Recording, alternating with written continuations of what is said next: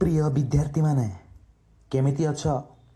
आशा करे तुमे सब भलरे थिबो, भल पाठ पढ़ुथिबो। आज आमे चतुर्थ श्रेणीर साहित्य कलिका पुस्तकरू एक मनछुआ पद्य टिकी टिकी पद्यटी को आवृत्ति करिबा।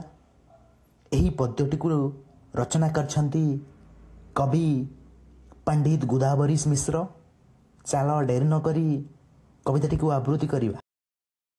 टिकी टिकी टोपा पानी रे गढ़ा होइछि सिंधु, दिसु नाही सिना आखिकी तार असंख्य बिंदु।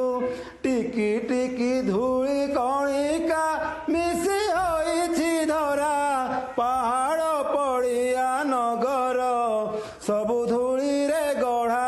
गोटी गोटी केते गछरे परतियारी बन, एते लोक हित साधुछि एते बांटुछि धन।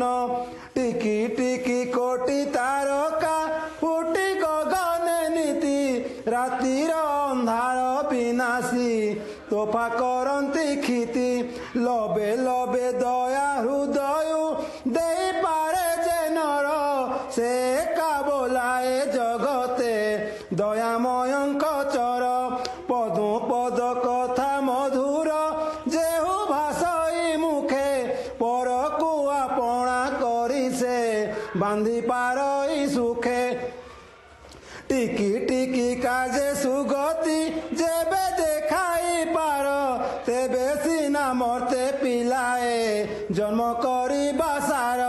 तेबे सिना मरते पिलाए जन्म करी बासार, तेबे सिना मरते पिलाए जन्म करी बासार।